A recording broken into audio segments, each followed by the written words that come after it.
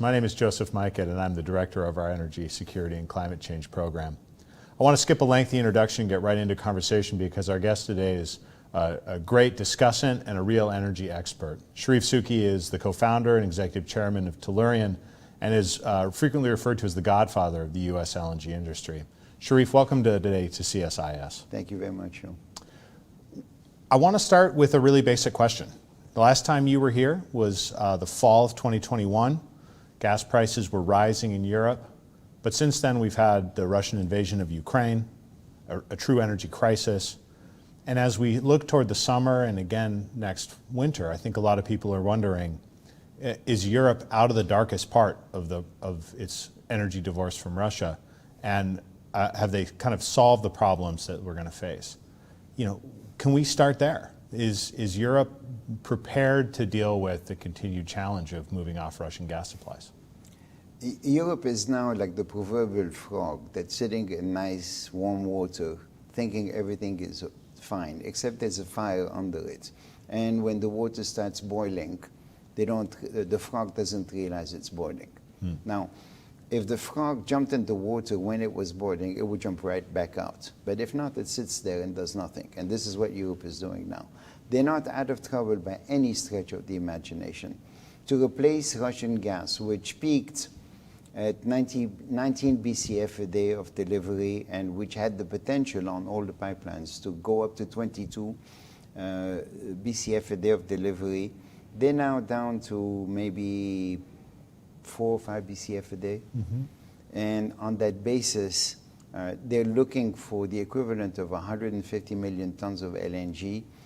They found 60 last year by going everywhere, basically diverting cargoes that were supposed to go to Europe, to Asia, and bring them to Europe. And as my friend Patrick Pouyanné said, if you want gas, pay more. And that's exactly what they did. Right. Okay, it had nothing to do with any conscious decision. Last summer, they realized they needed to refill their storage. Right. So they paid more. And it went to $30, $40, $50 an MMBTU. They refilled more. They arrived at the beginning of the winter with sufficient amount of storage. They were blessed with a warm winter in Europe, so they did not have to pull it. And now all of a sudden, they're looking at their numbers compared to last year, and they're saying, okay, we're in a comfortable position. Right. No, you're not. Because this summer, you're not going to have any Russian gas, which last summer you did. So you're going to have a much harder time getting to the same numbers by the end of October, when you're going to start needing your gas for next winter. Right. So no, they're still in trouble. They still have to come to find a lot of LNG, because there's no other solution. Right. And they still need to build a lot of regas capacity. And in the meantime, they're subsidizing their consumers for their utilities to the tune of $500 billion a year. Yep. So that's a lot of money. And that is basically half of the tax receipts of Europe. It's not sustainable. And in spite of that, everybody's utility bill in Europe has increased. So if you're in the lower middle class, by 30%, 40%, depending on where you are, and if your industries or the more well-to-do people, double what your utility bill used to be last year. So none of this is sustainable. People are not going to continue to have their utility bills increase. The governments are not going to be capable of continuing to subsidize. And you have to find alternatives. And at the moment, Europe does not have a solution. They're arguing about nuclear. Even when they have nuclear, nobody knows how to build it. People at university don't want to go and learn that topic. Right. So there's some structural issues which are going to finish with a deindustrialization of Europe that is going to be very severe and a very difficult environment for their consumers. So if I'm talking to a European policymaker, as we sometimes do here, they'll give me a more optimistic case. They'll say production figures for industry didn't particularly go down overall. You can find isolated cases in particular industries that are very energy intense that suffered last year, but overall the European economy did pretty well even in the face of these large energy costs. You're saying that can't be maintained 2, 3, 4 years as Europe manages to transition away from Russian gas. Joe, I'm saying this is patently false. Okay. The price of bread has doubled. The price of eggs has doubled. And when people in Europe ask me why, I tell them it's very simple. It's fertilizers. Your fertilizers industry is closed. You now have to buy fertilizers from America or the Middle East. And you're paying for it at your gas equivalent. So instead of paying for it the equivalent of $5 in MMBTU, you're paying somewhere between $15 and $30 in MMBTU for the product that goes into your fertilizers. So how do you make eggs? Grain for your chickens that lay your eggs, more expensive. How do you make your bread? Flour, fertilizers, so that you can make more flour. All of this becomes more expensive. So your cost of food is increased dramatically. So no, it's not sustainable, and this is not nice. Right. This is not an environment where your European customer is feeling comfortable. Right. And you can see everywhere. They're down in the street demonstrating. They don't even know what they're demonstrating about, but they're demonstrating. They're unhappy. Unspecified inflation. Yeah. Let me talk a little bit about what this could mean for the U.S. Right. One of the big energy stories of the last year was the U.S. LNG industry shipping to Europe, moving a lot of cargoes that would have gone to Asia to Europe.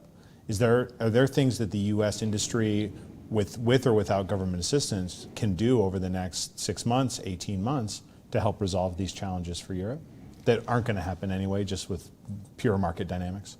The fundamental thing that has happened that has not been yet absorbed by the United States, neither the political circles nor the general consensus, is we are now an energy superpower. And I would argue maybe the energy superpower. It comes with opportunities and with obligations, as we've been preaching to the rest of the world. I mean, when we tell OPEC, you have to do this or you have to do that, we're interpreting this as OPEC, you have a social obligation to the rest of the world. Well, not the rest of the world is us. Right. Because we are the largest exporter of natural gas on a global basis, and we make an impact on a global basis. We're a very significant exporter of coal. We're a very significant player in the oil markets. We could be self-sufficient if we wanted to. So what we do in the United States in terms of how we address our energy policy impacts the rest of the world. And for us in the United States, I'm sure there are things that the IRA was responsible for and all the different legislative proposals that have happened over the last 2 years, but also fundamentally the fact that we pay a third for our energy what the rest of the world pays. Right. Means that a lot of industries are coming back to the United States. So we've seen the reindustrialization of America simply because our energy is cheaper than anywhere else in the world. We have not come to grips with that new reality. We spent 50 years thinking that our energy policy has become self-sufficient. Right. We became self-sufficient 2 years ago, but we have not adapted to our new role. So let me ask you to think forward a little bit. I mean, I agree. I don't think, especially our political leadership, has truly figured out what to do with this new economic and energy reality. We also arguably don't really have political tools to take advantage of that role that we now play in the energy economy. So when you're talking to policymakers or when you're talking to people abroad, what is the vision of the U.S. as a major player in energy and energy superpower, and how do we use that to accomplish national strategic goals? So first, it's happening by default, simply because we have the ability to impact people, and even if it's not because we're doing it by design, it's happening by default. As Patrick said, pay more, you get more. And that is exactly what is happening, with all due respect to all the members of the administration that are talking about, we sent you this and we sent you that, and we don't send anything to anybody. We let the market take care of things. And that's basically our system. That's how it works. So you want more gas, pay more and you get more gas. You want more product, pay more and you get more product. So, and actually, if I give you incentives to make investments in the United States, then all of a sudden Chinese companies, Korean companies want to come and invest in the United States to get the benefit of the subsidies. Wonderful. I'm not saying there's anything that we shouldn't do. Right. And the role of the policymakers is to make policy that supports the fundamentals. Right. So that's great. You can affect the way people are going to make these investments. And right now, you are watching America reindustrialize for a number of reasons. That puts us in a very comfortable position where we don't have to think too hard. You find for the first time that you have Democrats and Republicans kind of in agreement. Whereas in the first year of the administration, the Democrats did not want to allow hydrocarbons, and the Republicans were in favor of hydrocarbons, and that was not out of deep thought. That was simply knee-jerk reactions. This is what I think normally, so I'm continuing on both sides. Right. And now all of a sudden, we're seeing the impact of what has happened. We created jobs, and we made it much more attractive to invest in the United States today. And people are coming back and saying, okay, where can we make the different things in the US that benefit from cheap energy? Right. And that puts us in a very comfortable position. The administration did change, said, okay, we're going to go all in on this. Right. Okay, because that way we keep our energy affordable. Yep. We're probably the only country in the world that can say that.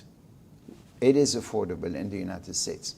You know, $4 a gallon at the pump, and sort of less than 30 cents in a kW for electricity. All of this is very affordable. Right. For the American public. We're comfortable. What is our real energy policy today? Is who's going to win the elections in 2 years? I need to keep it affordable and reasonable for the American consumer, so that the American consumer votes for me in 2 years. That's all. That's our energy policy. Yeah, I was going to say, I mean, it seems like the other places where energy is pretty affordable would be Gulf producers.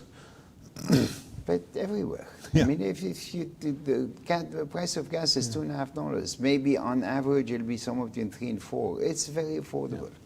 But like some of that affordability, as we witnessed over the last year, did come from significant government action, right? SPR releases at unprecedented scales, a real willingness on the part of the government to make market intervention. It's not a huge story in the LNG case, I agree. Yeah, but that's a very short-term story, because at the end of the day, you have to be able to justify the investments that go into creating enough energy supplies so that you don't run into a problem. Okay, so moving the SPR, yeah, it affected the price a little bit, and then it was countered by Saudi move and the OPEC Plus move to cut production. So people are going to react on both sides. Right. And I would argue that having a coordinated approach of where is that equilibrium level that is necessary in order to justify the investments in the space is a lot more important to do a short-term move that is going to help you get elected in 6 months or not. So for me, that was misguided. Okay. Okay, but the fundamental at the moment is that for a decade, energy investments were terrible.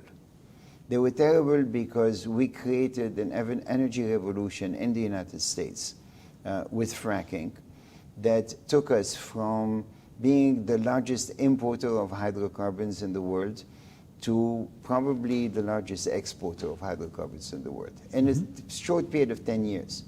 It had the impact of keeping energy prices flat for a decade. Right. Investments in any company that you could think of, if it was not leveraged, you were getting a 2% return on your investment. And if you timed it bad, you were losing money on your investment. So the institutional market left the energy space. We went from 15% of the S&P 500 to 3% of the S&P 500. And they have not come back yet. We've moved back up to 5 or 6% because the energy companies have done well. We're a long way from representing our share of the economy, which is roughly 11 to 13%. So At the moment, we're suffering from a very severe underinvestment in the space, which is going to create on long-term basis some deficiencies in supply that will not be able to meet demand. Now, you've given on that question a very market-driven story, right? That the last 10 years were hard on energy companies. The value of the companies still doesn't reflect the size in the economy. I also hear that this is related to climate change, that the ESG movement and a perceived risk associated with future demand because of decarbonization is also limiting investment. Do you have a sense of which is the principal component here? So, from my standpoint, I don't try to figure out what people should do, because they never do what they should do. I try to figure out what are people likely to do. Yeah. So ESG got the cover for the last decade of a very, very friendly environment to them. They could say whatever they wanted, and there were no consequences, because energy prices continued to be cheap. So the narrative was gained by a small minority of people that are pushing for an agenda that is not practical. And you are not going to transition from 85% of the energy space coming from one source, which is hydrocarbon, to anything significant without creating significant amount of hurt on a global basis. So where's the demand coming from? The demand is coming from mostly from emerging countries that are increasing their numbers, that represent about 90% of the world's energy, the world's population. Yep. And that is improving their living standards and want to start living more like mostly Western Europe and North America. So is that feasible? It's going to take a long time, but they make progress every year. Right. So in China, for instance, you now have 300 million college-educated people. This is not your peasant revolution of Mao Zedong. Right. This is people now with an education who've been outside of their country, who've seen things, who've gotten used to air conditioning and some of the best roads that they've seen in the world. I mean, the road network in China is better than the road network in the United States today. They want to move. They want to live in places that are more difficult but in comfort. They want to heat their homes. They want to have the level of affluence of the middle class. Right. And if you take that away from them, they're not going to like it. So, and India is coming behind them, but Right. Also with the same kind of aspirations. And poor Africa is coming way behind. They're going to double their population over the next 30 years, and they're going to want to continue to increase their living standards. And when you take this as a globe, demand for energy is going to continue to increase, and there is no supply coming to meet that demand from anything. Not from nuclear, not from renewable, not from hydrocarbon, not from anything. Moving too slowly in every direction. Yes. So I want to return to that question because I think it's actually really important. But let's start with, we talked about the U.S. and our political leadership not really grokking or fully understanding the role that the U.S. plays in the global energy system. Do our counterparts abroad see it more clearly than we do, or do our peers abroad also need to come to grips with the role of the U.S.? They have no choice, because if you deprive the world of hydrocarbons, you kill people. You kill them because you can't feed them. If you cannot provide fertilizers for their food production, they can't feed their people. So Bangladesh and Pakistan are paying very high prices for natural gas because fertilizers are made 80% from natural gas. And if you can't afford your natural gas, you can't make your fertilizers. If you don't have fertilizers, you cannot make your food. And your people die of hunger. And they don't like being hungry. So they're down in the streets demonstrating. So they don't have the choice but to understand what the implications of what the agenda seems to be today. You cannot simply say, I want to fight hydrocarbons. If you redefine the mission to say, we want to manage carbon emission, that is practical. That is something that you can do today. That you don't have to wait 30 years.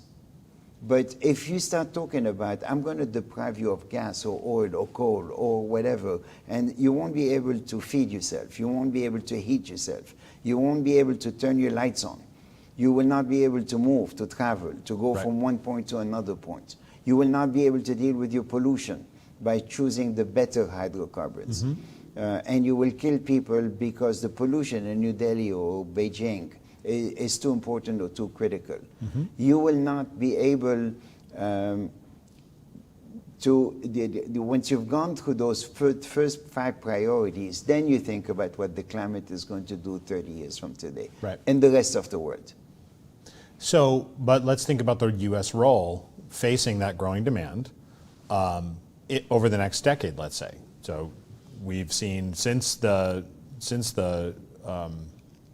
Russian invasion, we're expecting a pretty dramatic increase in export capacity for LNG from the U.S. Your company's pursuing that. Your peers are as well. That could grow 45%, I think is the current number, if I'm not mistaken. Could grow to 100 in terms of what's already been permitted. How big does that need to get? And it doesn't seem to me like there's a limitation there. There is export. A limitation. Okay. I mean, in fact, there's one level of limitation that can be solved with price, because the resource in the United States is so high that at the right price you can justify some additional exploration, and you will find the reserves and you will be able to produce it. Between the Marcellus, the Haynesville, the Permian Basin, just those 3 fields together can accommodate a lot of growth. Not necessarily at today's prices, but at some price. The second thing, which is the real limitation, is the infrastructure. You cannot build enough infrastructure fast enough. It takes 7 years to permit and build a facility. At the moment, everything that is built is being sold. There's no spare capacity in the United States. So there's our gas is going to have to go somewhere, and the only way it goes somewhere is who pays more. Okay, so and that shows you that the contracts are not that important, because the movement of gas goes pretty much wherever pays the most.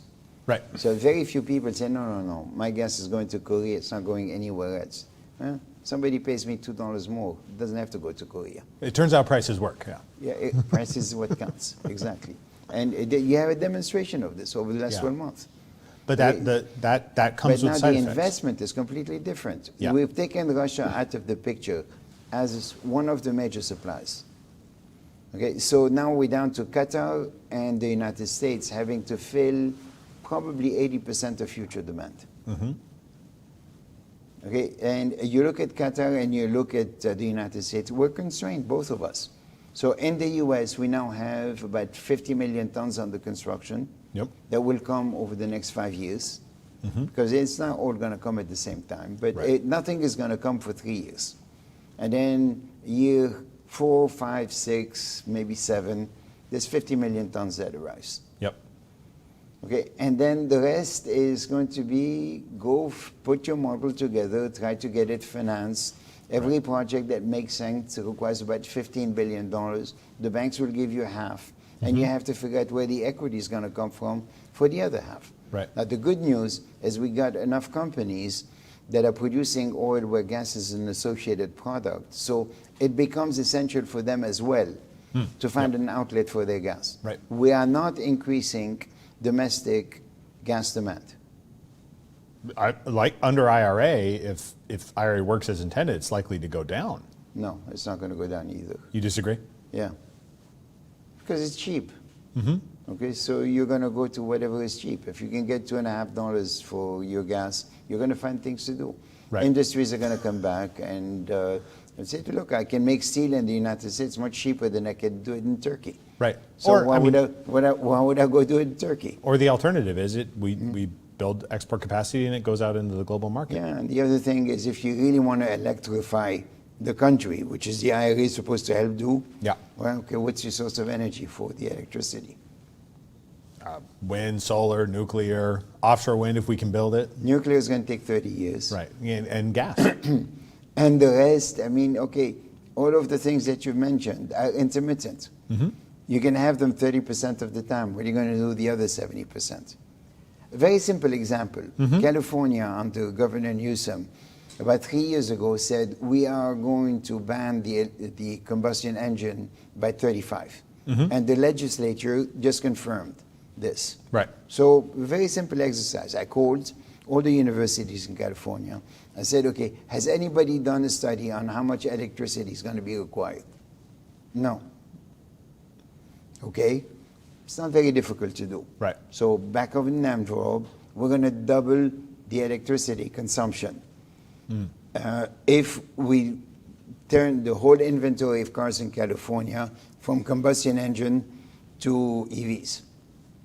Okay, where is this electricity going to come from? So if you say it's going to be wind and solar, because the rest is maxed. The hydro is maxed. They don't want to do nuclear in California for sure. Right. Okay, so we're down to wind and solar really, so 30% intermittency, so therefore you're going to have to triple the capacity of California to produce electricity. This is back on the envelope, I'll accept it for the so point of argument. Yeah. because no credible academic institutions had done it. So I called back the academic institutions. Are you interested in running a study for us? Because I'm curious. I want to know how that model is going to work, and forget about transmissions and all the other things they're going to come and add themselves to. Right. And the answer again was no. So we gave up. We're going to go mysteriously by 2035 into a Californian world where people are going to drive their EVs that they cannot charge at night because they're having electricity rollbacks on a regular basis. And God forbid you should leave your home because there's a fire in your neighborhood and you need to drive 400 miles. I don't know how you're going to do it. Right. But Well, so I we don't know. welcome the people from the California Air Resources Board to respond in the comments. But I think at the national scale, that issue is understood, right? That if you're going to electrify a large part of the vehicle fleet, if you want to electrify homes, we need to build a larger power grid. Transmission and storage are going to play a part on intermittency. So too will gas. So what's the conclusion? Is the conclusion that it's going to take X trillions of dollars to do it, or the conclusion is it's not likely to happen? I think that the conclusion from a policy standpoint is it's going to be a real challenge to do that. That's why permitting reform is a big issue in the U.S. And is part of it going to come from power generation with natural gas? Oh, surely. Therefore, the answer to your question. Consumption goes not down. Consumption does not go down. I think that, if we return to the global scale, however, that the idea that U.S. resources can play a big part in providing energy security abroad is starting to be better understood. The question is, how do we do that in a way that is responsible with respect to climate change? And if we can close there, it'd be really helpful. What are the 2 or 3 things as this market develops that the U.S. should focus on to make sure that we're meeting those needs in a way that is maximally responsible with respect to climate change? So if you're serious about climate today, I would tell you the first and evident thing is conservation. If we can get the biggest consumers of energy, which is Western Europe and the United States, who consume 35% of the world energy with 10% of the world's population, to agree that they have to do a conservation effort, then we can probably get rid of 25% of the man-made emissions. So the first question you ask yourself is that plausible? Are we prepared to do that? And if the answer is no, it puts us in a very difficult position to go preach to the rest of the world that they need to make an effort, but we're not going to make an effort ourselves.